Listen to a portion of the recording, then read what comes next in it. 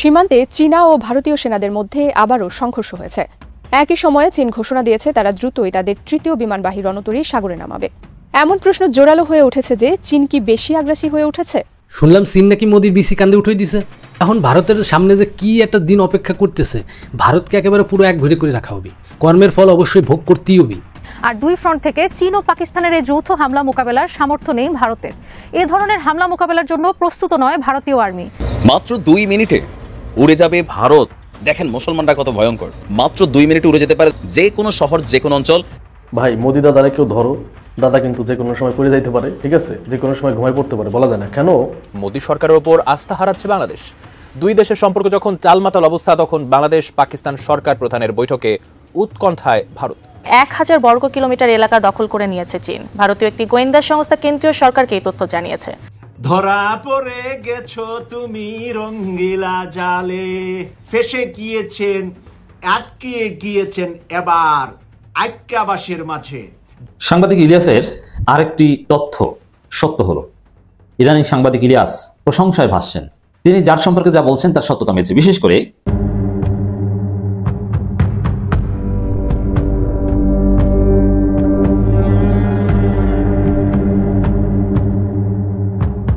বাংলাদেশে এসব গুমের ঘটনায় ভারতীয়রাও জড়িত ছিল।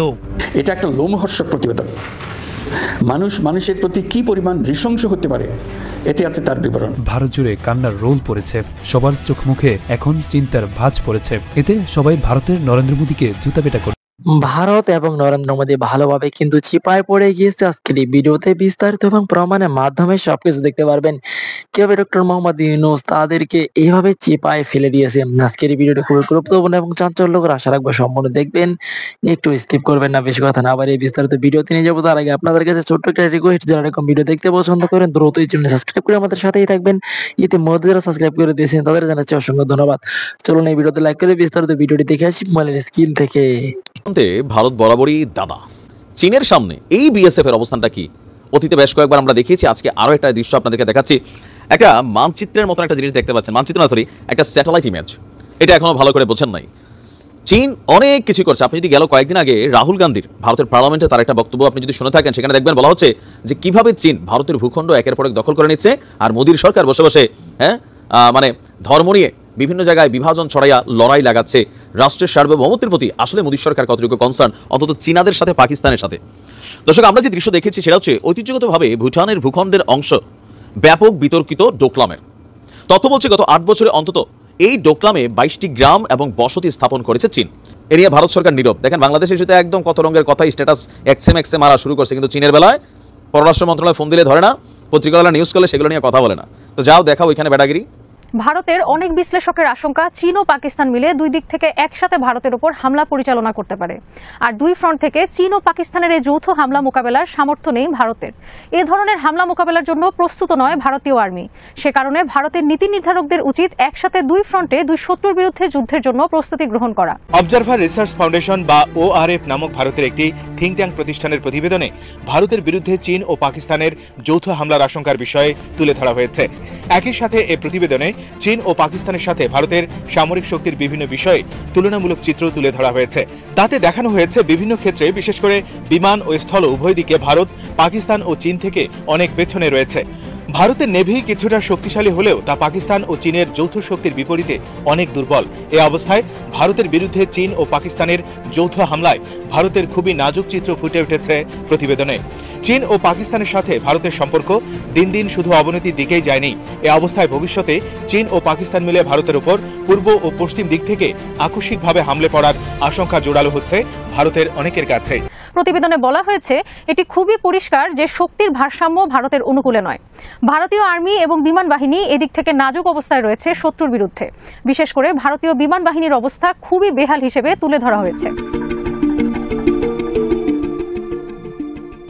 অবজারভার রিসার্চ ফাউন্ডেশনের প্রতিবেদনে বলা হয়েছে চীনের পিপলস আর্মির ছোট অংশ যদি যুদ্ধে লিপ্ত হয়, তবুও চীন পাকিস্তানের দুই দিকের আক্রমণ মোকাবেলার সাধ্য নেই ভারতীয় আর্মি ও বিমান বাহিনীর। তবে ভারতীয় নেভি নিয়ে আশাবাদ ব্যক্ত করা হয়েছে প্রতিবেদনে। চীন ও পাকিস্তানের তুলনায় ভারতীয় নেভিকে সামান্য এগিয়ে রেখেছে ভারতের এই গবেষণা প্রতিষ্ঠানটি। তবে এ কথাও বলা হয়েছে চীন পাকিস্তান যৌথ আক্রমণ ভারতীয় নেভির জন্য বড় ধরনের হুমকি বলে তুলে ধরেন প্রতিবেদনে। ওআরএফ এর প্রতিবেদনে ভারতীয় নেভিকে চীন ও পাকিস্তানের চেয়ে এগিয়ে রাখলেও বাস্তবে চীনা নেভি বর্তমানে ভারতীয় নেভির বিপরীতে অনেক শক্তিশালী। চীন ও ভারতের নৌশক্তির সর্বশেষ পর্যালোচনায় দেখা যায় চীনে মোট রণতরীর সংখ্যা 777টি, বিমানবাহী রণতরী 2টি, ডেস্ট্রয়ার 36টি, সাবমেরিন 74টি, ফ্রিগেটস 52টি, করভেটস 50টি, টহল যান 220টি এবং মাইন ওয়ারফেয়ার 29টি। অপরদিকে ভারতে মোট রণতরীর সংখ্যা 285টি, বিমানবাহী রণতরী 1টি, ডেস্ট্রয়ার 10টি, সাবমেরিন 16টি, ফ্রিগেট 13টি, করভেট 19টি, টহল জাহাজ 139টি, মাইন ওয়ারফেয়ার 3টি। সমরাস্ত্রের দিক দিয়ে চীন বর্তমান প্রায় স্বয়ংসম্পূর্ণ এবং বিশ্বের দ্বিতীয় বড় সমরাস্ত্র প্রস্তুতকারক দেশ। অপরদিকে ভারত বর্তমানে বিশ্বের দ্বিতীয় বড় সমরাস্ত্র আমদানিকারক দেশ। উভয় দেশের সামরিক শক্তির পার্থক্য এখানেই পরিষ্কার। ভাই মোদি দাদারে কেউ ধরো, দাদা কিন্তু যে কোনো সময় পড়ে যাইতে পারে, ঠিক আছে, যে কোনো সময় ঘুমায় পড়তে পারে, বলা যায় না। কেন আপনারা জানেন কিছুদিন আগে পাকিস্তান থেকে একটা জাহাজ আসছিল কিছু আমাদের প্রয়োজনীয় কিছু জিনিসপত্র নিয়ে। তো ওই জাহাজ আসার পরে মনে করেন যে মোদির খাওয়া না ঘুম টুম সব গেছে, এটা গেল। আর জাহাজ আগামীকালকে আরেকটা আসতেছে পাকিস্তান থেকে, জাহাজ আগামীকালকে আরেকটা আসতেছে, সেই জাহাজটাই আবার আসতেছে পাকিস্তান থেকে। আবার এই যে বাবর সাহেব, ইন্ডিয়ার জন্য সব থেকে যে হুমকি বাবর সাহেব, সেও কিন্তু সব মামলা থেকে খালাস পাইতেছে। সব মামলা 10 টাকা অস্ত্রের মামলা থেকে খালাস পাইছে, সব মামলা থেকে খালাস পেয়ে যাচ্ছে। এখন বাবর সাহেব যদি বাইরে চলে আসে, পাকিস্তান যদি এইভাবে জাহাজ পাঠাইতেই থাকে, ইন্ডিয়ার দাদা বাবুদের তো ঘুম টুম সব হারাম হয়ে যাবে। বলেন, সব হারাম হয়ে যাবে। এরা তো ঠিক মতো ঘুমাইতেও পারবে না, খাইতেও পারবে না, কিছু করতে পারবে না। দাদা বাবুরে কেউ থামাও, কেউ ধরো, তা না হলে দাদা বাবু কিন্তু পড়ে যেতে পারে, ঠিক আছে। দেখা গেলো কখন ঘুমাই পড়ছে বলা যায় না তো। কারণ লুৎফরজামান বাবরকে এরা 7 সিস্টারের হুমকি মনে করে। লুৎফরজামান বাবরের সব মামলা খালাস হচ্ছে, অতি দ্রুত বাইরে আসবে। আর পাকিস্তানের সাথে সম্পর্ক আরও গভীর হইতেছে। ডক্টর মোহাম্মদ ইউনূসের সরকারের পাকিস্তানের সাথে সম্পর্ক যেভাবে গভীর হইতেছে, এটা যদি বাড়তে থাকে। জাহাজ একটা আসছিল, আপনারা দেখছেন, এটা নিয়ে বিভিন্ন ধরনের অপপ্রচার করছে, অস্ত্র আসছে, মিসাইল আসছে, হ্যান আসছে, ত্যান আসছে, অনেক ধরনের কথা বলছে না। এই পাকিস্তান থেকে একটা জাহাজ আসার পর ইন্ডিয়া কিভাবে প্রচার করছে না যে অস্ত্র আসছে, এটা আসছে, ওইটা আসছে, অনেকভাবে প্রচার করছে। কিন্তু প্রকৃতপক্ষে ওইটা আসছিল পেঁয়াজ, আলো, আমাদের নিত্য প্রয়োজনীয় কিছু জিনিসপত্র। এখন জাহাজ আর একটা আসতেছে, এখানে আবার কি বলে আল্লাহ জানে। আবার ওরা তো তথ্য প্রচার করতেছে যে মিসাইল সিটি করবে পদ্মার পারে, যেটা আসলে আদৌ সত্য না, ঠিক আছে। তাই এইভাবে যে পাকিস্তান থেকে জাহাজ আসতে থাকে এবং ইন্ডিয়ার সব থেকে যাকে হুমকি মনে করে সে হচ্ছে বাবর, লুৎফরজামান বাবর। সে বাবর সাহেবের জামিন হয়ে যায়, বাইরে চলে আসে। দাদাবাবু কি করবে? দাদাবাবু দেখা গেলো 7 সিস্টার এসে ঘুমাবো, আমি 7 সিস্টারে থাকুম, আমি কোথায় যাবো না, আমি 7 সিস্টারে থাকুম। কারণ বাবর সারা পাইছে পাকিস্তান থেকে প্রতিদিন কিনা কে আসতেছে। শোনেন, এই যে কথা বললাম না যে ইন্ডিয়ার হয়তো অনেক কিছু আছে, পারমাণবিক বোমা আছে, ভালো যুদ্ধ বিমান আছে, সেনা সদস্য বেশি আছে, সব কিছু আছে। কিন্তু বাংলাদেশের কাছে একটা অস্ত্রই আছে, সেটা হচ্ছে ভূরাজনৈতিক অবস্থান, ভৌগোলিক অবস্থান। এটা আছে বাংলাদেশের কাছে। আর এটা দিয়ে বাংলাদেশ অনেক কিছু করতে পারে, অনেককে হাতেটা ডোগায় এভাবে ঘুরাইতে পারে। শুধু সেই পরিবেশ পরিস্থিতি তৈরি করতে হবে। আমরা সেই পরিবেশ পরিস্থিতি এখনো তৈরি করতে পারি নাই, কারণ আমরা এখনো ইন্ডিয়ার গোলামি থেকে বের হইতে পারি নাই। ইন্ডিয়ার গোলামি থেকে যখন বেরোবো তখন আমরা এভাবে ঘুরাইতে পারবো। কারণ আমাদের কাছে পারমাণবিক বোমা নেই, আমাদের কাছে ভালো যুদ্ধ বিমান নেই, সেনাবাহিনী বেশি নাই, কিন্তু ভৌগোলিক একটা অবস্থান আছে। এই অবস্থানটাই ইন্ডিয়ার জন্য অনেক বড় হুমকি। এটা ইন্ডিয়া খুব ভালো করে জানে, বিশ্বও খুব ভালো করে জানে। সো ইন্ডিয়া চাইলে দাদা বাবুরা যে কোনো কিছু আমাদের সাথে করতে পারবে না, চাইলে আমার করে ফেললাম না। তো এইভাবে যদি পাকিস্তান থেকে জাহাজ আসতেই থাকে, ইন্ডিয়া দাদা বাবুদের তো টেনশন বেড়ে যাবে। একে তো ভৌগোলিক অবস্থান খুব গুরুত্বপূর্ণ একটা জায়গা বাংলাদেশ, আবার যদি এইভাবে পাকিস্তানের সাথে যোগাযোগ বেড়ে যায়, দাদা বাবুদের ঘুম হারাম হয়ে যাবে, খাওয়া দাওয়া বন্ধ হয়ে যাবে। আমরা এটাই চাই।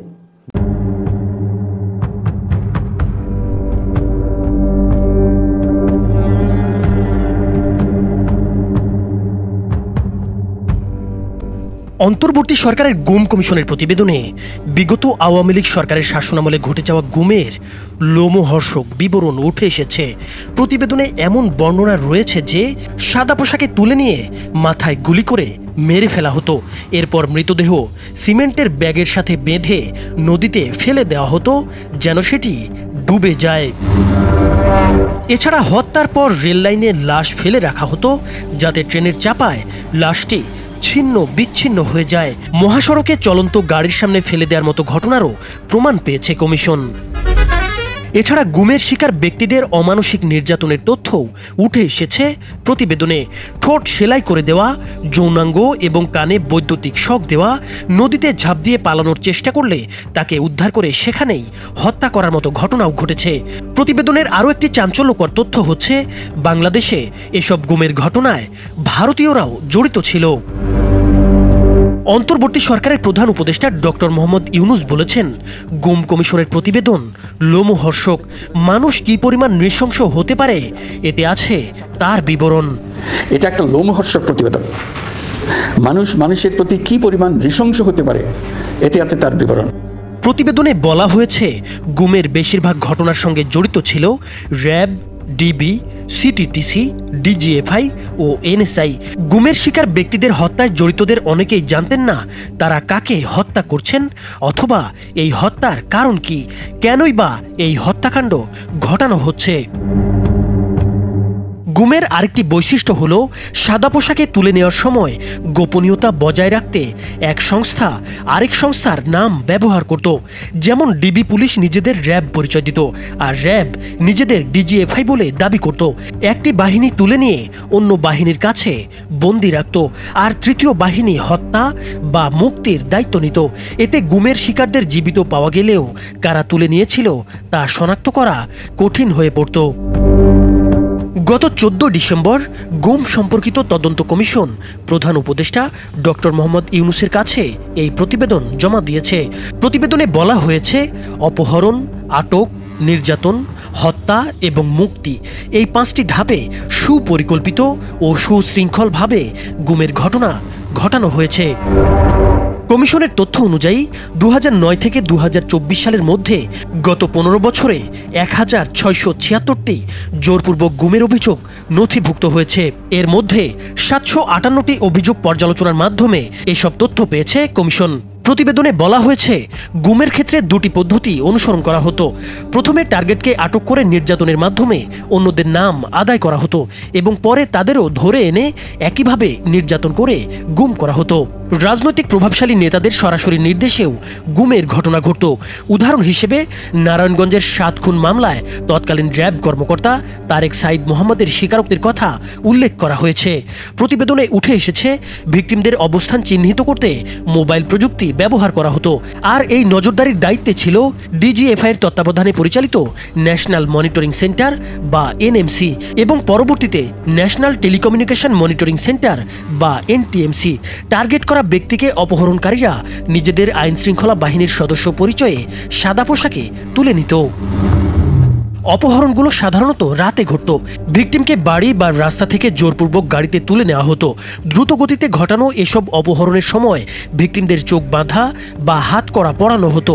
পুরো ঘটনাটি এত দ্রুত ঘটত যে আশেপাশের মানুষ কিছু বুঝে ওঠার আগেই অপহরণ সম্পন্ন হয়ে যেত।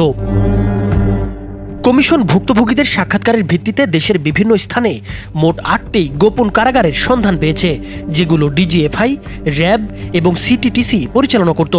ঢাকা ও চট্টগ্রামের র্যাব ইউনিট, ডিবি সদর দপ্তর সহ কয়েকটি আইনশৃঙ্খলা বাহিনীর কার্যালয় পরিদর্শনের পর কমিশন জানিয়েছে, এসব আটক কেন্দ্রের মধ্যে কাঠামোগত মিল রয়েছে।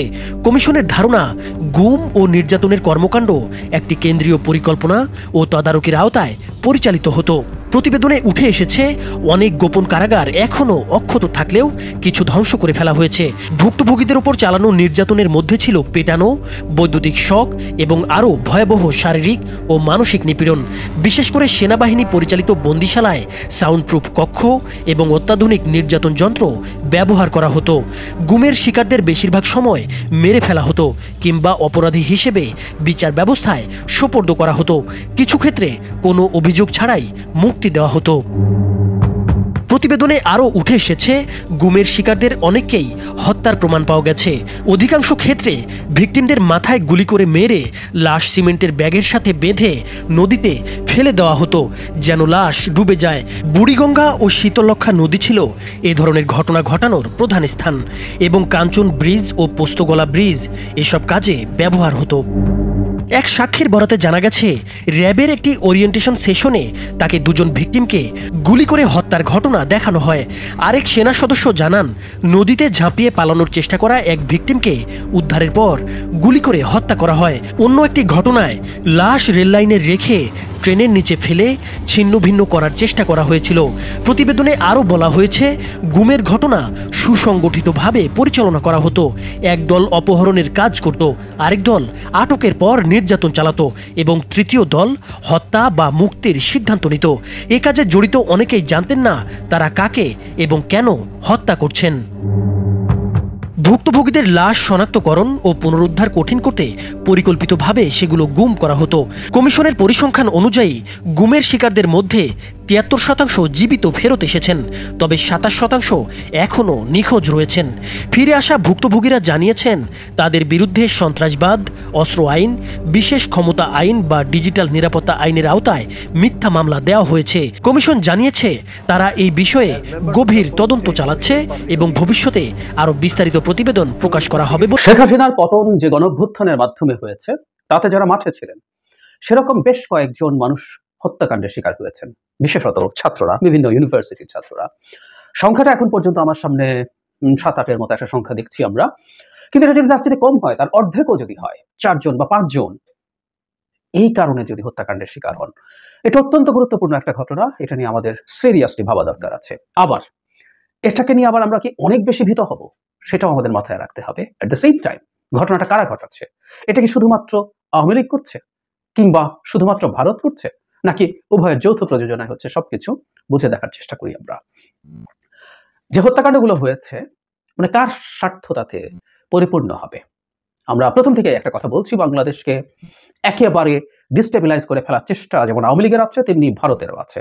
যেহেতু এই গণঅভ্যুত্থানে তার প্রধান কৃতদাসের, বা একমাত্র কৃতদাস, প্রধানও না, আর কোনো কৃতদাস ভারতে ছিল না এই অঞ্চলে বা কোথাও। সো একমাত্র কৃতদাসের পতন এবং সেই পতনের কারণে বাংলাদেশের মতো একটা কলোনি হাতছাড়া তার হয়ে যাওয়ার শোক ভারত ভুলতে পারেনি। সুতরাং ভারত বাংলাদেশের গণঅভ্যুত্থানকে স্বীকৃতি দেয়নি, সেটার পক্ষে দাঁড়ায়নি। উল্টো শেখ হাসিনাকে নানাভাবে পুনর্বাসনের চেষ্টা তারা করতে পারে। সেটা পেরে উঠবেন না হয়তো, তারা সেটা জানেনও, কিন্তু বাংলাদেশের এই সরকারকে যতটা ঝামেলায় রাখা যায় সেই চেষ্টা তারা করছেন শুরু থেকে। আওয়ামী লীগ তো করবেই। শেখ হাসিনার মতো এত ভয়ঙ্কর ইগোইস্টিক মানুষ, তার এই পতন হজম করে থাকতে পারার কোনো কারণ নেই, এবং অকল্পনীয় পরিমাণ টাকা আছে, বাংলাদেশের প্রশাসনিক সেট আপ আছে, সেই পরিস্থিতি তারা তৈরি করার চেষ্টা করতেই পারেন। এবং এই হত্যাকাণ্ডগুলো ঘটানোর মাধ্যমে বাংলাদেশে অনেকগুলো বার্তা দেওয়া সম্ভব। আগে আমরা একটু দেখি যে বার্তা কি দেওয়া সম্ভব। 1 নম্বর বার্তা হচ্ছে, এই রাষ্ট্র, এই সরকার তার গণঅভ্যুত্থানে নেতৃত্ব দেওয়া, সামনে থাকা, মাঠে থাকা সন্তানদের রক্ষা করতে পারছে না। মানে এই মুহূর্তের বাংলাদেশের সবচেয়ে বেশি গুরুত্বপূর্ণ মানুষদের মধ্যে এরা আছেন, এবং এদের, আমি আবারও বলি, সব মানুষের জীবন খুবই গুরুত্বপূর্ণ, কিন্তু এরা যে কাজ করেছেন, তারা তাদের জীবনের ঝুঁকি নিয়ে যারা রাস্তায় ছিলেন, তারা যখন হত্যাকাণ্ডের শিকার হয় এবং রাষ্ট্র যখন তাকে রক্ষা করতে পারে না, এটা রাষ্ট্রের মারাত্মক ইনকেপেবিলিটি প্রমাণ করে। অ্যাট দ্য সেম টাইম এটা ভীতি তৈরি করবে যারা ওই সময়টায় মাঠে ছিলেন কোনো না কোনো ফর্মে, শুধু রাস্তায় না, অনলাইনে যারা ব্যস্ত ছিলেন, অনলাইনে যারা সোচ্চার ছিলেন তারা, এবং পরবর্তীতে সরকারের সাথে নানানভাবে যারা এনগেজড হয়েছেন, প্রত্যেকের মধ্যে ধরনের ভীতি কাজ করবে। এই ভীতি ছড়িয়ে দেয়া এটার একটা উদ্দেশ্য হওয়ার সম্ভাবনা আছে। 4-5 জনও যদি হয়, এই সংখ্যাটা অনেক বেশি হতে হবে না, অল্প কিছু আরও যদি একইভাবে ঘটানো সম্ভব হয়, তাহলে এটা সত্যিকার অর্থেই একটা ভীতিকর বার্তা তুলে দেবে শেখ হাসিনার বিরুদ্ধে যারা কোনো না কোনো সময় দাঁড়িয়েছিলেন এবং এখন তার বিরুদ্ধে যারা আছেন। ফলে এই ভীতিটার কারণেই তাদের বিরোধিতা কমে আসবে, এবং অনেকে আমরা কথা বলতে ভয় পাবো। যারা অপিনিয়ন মেক করেন, যারা রাস্তায় থাকেন, প্রত্যেকে ভয় পাবেন। যেমন একটা উদাহরণ দিই, যে আওয়ামী লীগের বিচার নিয়ে দেখা যাবে অনেকে তখন আর সোচ্চার হয়ে উঠবেন না। আওয়ামী লীগের লোকজন যে বৎস অপরাধ করেছেন, তাদের মাথায় তখন ঘুরতে পারে, আমরা যদি অনেক সোচ্চার থাকি তাহলে আমরা হত্যাকাণ্ডের শিকার হতে পারি। এবং শুধু এটা যারা আলোচনা করছেন তারা না, যারা এই প্রসিডিয়ারের সাথে জড়িত আছেন তারা ভয় পাবেন। যারা তাদের দুর্নীতির মামলা করবেন, দুর্নীতির তদন্ত করবেন, তাদের মধ্যে ভীতি ছড়িয়ে দেওয়া সম্ভব হতে পারে, সত্যিই পারে। এই সম্ভাবনা উড়িয়ে দেওয়া যাবে না। আমি আসবো, এটা আমাদের কতটুকু গ্রহণ করা দরকার। আরেকটা জরুরি কাজ হচ্ছে, সেটা হলো আওয়ামী লীগের লোকজনের মনোবল তৈরি করা। মানে ওই লোকজন, মানে আওয়ামী লীগ তো রাজনৈতিক দল ছিল না, আমি বহুদিন বলেছি, শেখ হাসিনা পতনের আগেই বহুবার বলেছি, বিশেষ করে 18 সালের সেই রাতের ভোটে নির্বাচনের পর আওয়ামী লীগকে কোনোভাবেই একটা রাজনৈতিক দল হিসাবে বলা যায় না।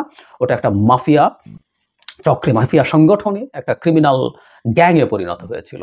তো তার যে ক্রিমিনাল গ্যাংয়ের সদস্যরা আছে, তাদের কাছে এটা একটা সাইকোলজিক্যাল বুস্ট হিসাবে কাজ করবে, যে তারা কিছু একটা করতে পারছেন, তারা ভয় বা ভীতি ধরিয়ে দিতে পারছেন, যারা তাদেরকে পরাস্ত করেছে এবং অনেককে রীতিমতো দেশান্তরী হতে বাধ্য করেছেন।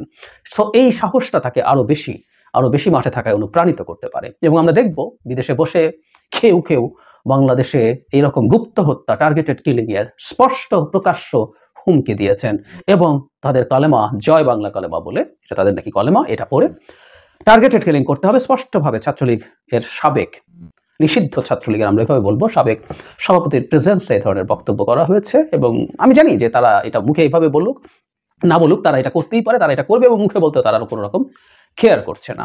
সো এই আহ্বান যখন আছে এটা আসলে তাদের এই মরাল বুস্টিং এর একটা বড় কাজ করবে। প্রশ্ন হচ্ছে এটা কারা করছে? সম্ভাবনা আছে যে ভারত এবং আওয়ামী লীগ তারা একসাথে যোগসাজশের সাহায্যে সেই কাজটা করছে, কারণ যা যা ঘটতে পারে, যা যা আমরা পসিবিলিটি দেখছি প্রত্যেকটা এই দুটো অংশেরই কাজে লাগে। অবশ্যই এটা বলাই বাহুল্য, আওয়ামী লীগের যদি কোনো বেনিফিট হয় সেটা ভারতের বেনিফিট, কোনো রকম কোনো সন্দেহের কিছু নাই। সুতরাং তারা একসাথে এটা করতে পারেন। আমি তাদের আরেকটা অপশনের কথাও বলছি, এটাও খুব সহজ না। আমরা তাত্ত্বিকভাবে ধরে নিলাম ভারত এটার সাথে জড়িত না।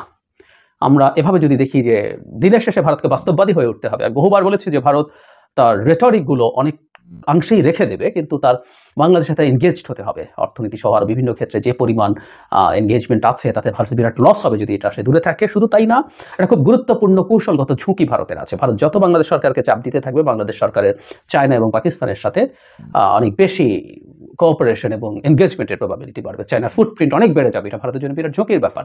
সো ভারত যদি শেখ হাসিনার কাছ থেকে এবং আওয়ামী লীগের কাছ থেকে বেশ খানিকটা সরে আসেন, এটা শেখ হাসিনাকে প্রলুব্ধ করতে পারে যে সে কিছু করার হ্যাডাম রাখেন তিনি, সেটা দেখানোর জন্য। সেটা একেবারে তার সেই সিদ্ধান্তে হতে পারে। আপাদমস্তক একজন সাইকোপ্যাথ, তার জন্য এই ধরনের সিদ্ধান্ত নেওয়া একেবারেই কোনো ব্যাপার না।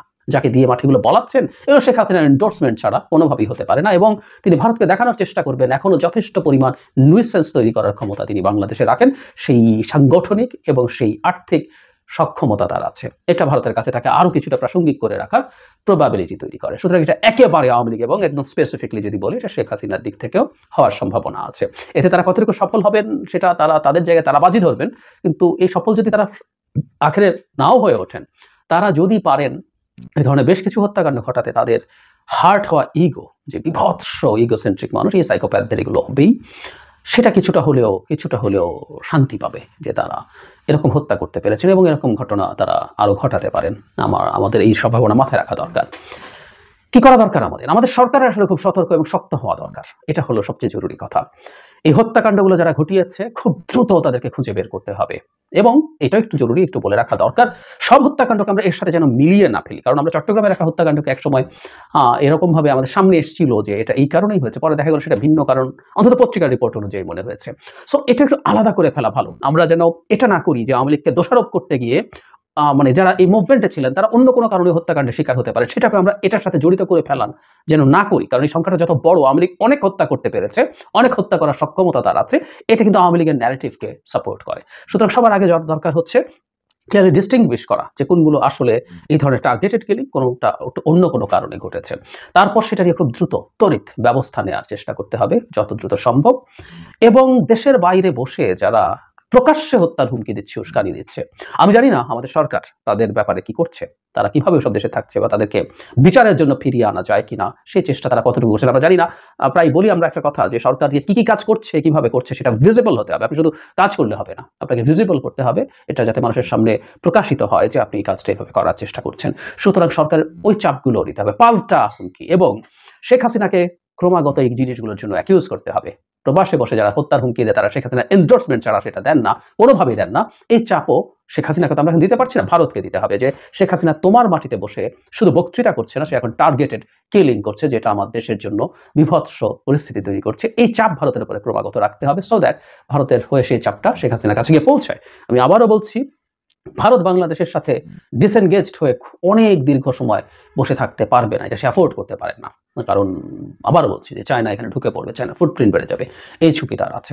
আর আমরা যেন সাহস রাখি, আমাদের সবচেয়ে বড় কথা হচ্ছে এই সাহসটা রাখবো এই কারণে যে আমরা শেখ হাসিনার মতো মানুষের বিরুদ্ধে দাঁড়িয়েছি, জেনে শুনে প্রাণ দিয়েছি, এটা হলো সবচেয়ে বড় কথা। গুলি হচ্ছে, গুলির মধ্যে আমরা হাজার হাজার লাখ লাখ মানুষ দাঁড়িয়ে গেছি, প্রাণ দিয়েছি। সুতরাং আমরা সাহস রাখি, আমাদের এই বার্তা দিতে হবে যেগুলো নিয়ে আমরা কোনোভাবেই ভীত না। আর সরকারকে তার সক্ষমতা দেখাতে হবে, সেটা পুলিশ হোক, মিলিটারি হোক, গোয়েন্দা, আমাদের গোয়েন্দা সংস্থাগুলো ঠিকঠাক মতো কাজ করছে কিনা এই প্রশ্নটা আসলেই আছে। তাদের দিয়ে আগাম খবর বের করা এবং এই ধরনের হত্যাকারীদেরকে আগেই নিষ্ক্রিয় করা, ধরে ফেলা। আর আমরা যেন কোনো হঠকারিতায় ঢুকে না যাই। আমি এটা একটু বলে শেষ করি। আমি ফেসবুকে দেখলাম কেউ একজন আহ্বান জানিয়েছেন যে একটা বিপ্লবী গার্ড বাহিনী তৈরি করবেন, তারা রীতিমতো ইন্টারভিউ নেবেন, ট্রেনিং দেবেন, এবং কেউ কেউ এটাতে সমর্থন করছেন, তারা মনে করছেন এটা করেই প্রতি বিপ্লব ঠেকানো যাবে। বিপ্লবীদের এই দায়িত্ব, এটা সরকারের দায়িত্ব না। আমি মনে করি এই কাজগুলো করা ভুল হবে এবং এই কাজগুলো করার মাধ্যমে আদতে আমরা আমাদের এই সরকারের দুর্বলতা বা সরকার এফেক্টিভ না, সরকার কাজ করতে পারছে, এই মেসেজ আরও বেশি দেবো। এই মেসেজটার জন্যই আসলে অনেকে বসে আছে যে বাংলাদেশে একটা অ্যানার্কি এখনও চলছে। এখানে রীতিমতো বিপ্লবী গার্ড তৈরি করে নিজেদেরকে রক্ষা করার চেষ্টা করতে হচ্ছে। সরকারের আইন শৃঙ্খলা পরিস্থিতি নিয়ন্ত্রণ করা, তার ল অ্যান্ড অর্ডার সিচুয়েশন এতই কন্ট্রোলের বাইরে যে মানুষ এই কাজগুলো করছে। আমরা এই কাজটা করা ভুল হবে, ঠিক হবে না। তবে এটাও সত্য, সরকার যদি তার সক্ষমতা দেখাতে না পারে, দিনের শেষে মানুষ নানা রকম কাজ করার চেষ্টা করতে পারে। দিনের শেষে দায়িত্ব সব সরকারের। সরকারকে খুব দ্রুত এইসব হত্যাকাণ্ডের সাথে, এমনি তো যে কোনো হত্যাকাণ্ড সেটা যে কারণেই হোক না কেন, তাদেরকে ধরতে হবে এবং যারা এই টার্গেটেড কিলিং করছে তাদেরকে মুহূর্তে ধরে ফেলে মানে বিচারের আওতায় নিয়ে আসা হচ্ছে, এই জিনিসগুলো ক্লিয়ার করতে হবে। যারা হুমকি দিচ্ছেন তাদেরকে কোনো না কোনো ফর্মে শাস্তির আওতায় আনার চেষ্টা করতে হবে এবং আলটিমেটলি সেই নারী, সেই সাইকোপ্যাথ শেখ হাসিনা, তাকে ফিরিয়ে দেওয়ার চাপ আমার মনে হয় শুরু করতে হবে। এটা সবচেয়ে জরুরি। সরকার একটু, বিশেষ করে ডক্টর ইউনূস একটু লিবারাল হয়েছিলেন, যে প্রথম বলেছিলেন যে তাকে আমরা যখন চাইবো তখনই দিতে হবে। সেই চাওয়াটা আসলেই তার ওয়ারেন্টের পরই হওয়ার কথা ছিল, তাকে 1 মাস সময় দেওয়া ছিল। উনি নভেম্বরের মাঝামাঝি ওটা টাইম শেষ হয়ে গেছে, উনি আত্মসমর্পণ করেননি। টেকনিক্যালি আমরা তাকে এখনই চাইতে পারি, যদিও ডক্টর ইউনূস পরবর্তীতে জায়গায় একটু লিবারাল হয়ে বলেছেন যে তিনি মানে ফাইনালি যদি কনভিক্টেড, মানে উনি বিচারে অভিযুক্ত না, উনি বিচারে দোষী প্রমাণিত হওয়ার পর তাকে ফেরত চাওয়া হবে। আমার মনে হয় সরকার এটা বিবেচনা করতে পারে ওই জায়গা থেকে সরে আসা, কারণ ভারতকে, শেখ হাসিনাকে খুব আরামে রাখাটা মনে হয় ঠিক হবে না, যে ওনার এখন বিচার হবে, ওনার ওয়ারেন্ট পার হয়েছে, আপনারা তাকে ফেরত দেন। এটা ভারত ফেরত দেবে না, এটা আমরা জানি, কিন্তু চাপটা আমার মনে হয় সরকার থেকে রাখতে হবে, যদি এসব ফাজলামো, এসব নোংরাম, এসব বর্বরতা, এসব অসভ্যতা যদি ক্রমাগত চলতে থাকে। প্রিয় দেশবাসী, শুরু থেকে শেষ পর্যন্ত যারা এই ভিডিওটি দেখেছেন সকলকে জানাই অসংখ্য ধন্যবাদ। যারা এরকম নিউজ ভিডিও পেতে পছন্দ করেন তারা অবশ্যই এই চ্যানেলটি সাবস্ক্রাইব করে পাশে থাকা বেল আইকনটি বাজিয়ে দিবেন। যারা এখন এই ভিডিওটি শেয়ার করেননি, এই ভিডিওটি দ্রুত শেয়ার করে সকলকে দেখার সুযোগ করে দিন। আজকের মতন এই পর্যন্ত, দেখা হচ্ছে পরবর্তী কোনো ভিডিও নিয়ে ইনশাল্লাহ।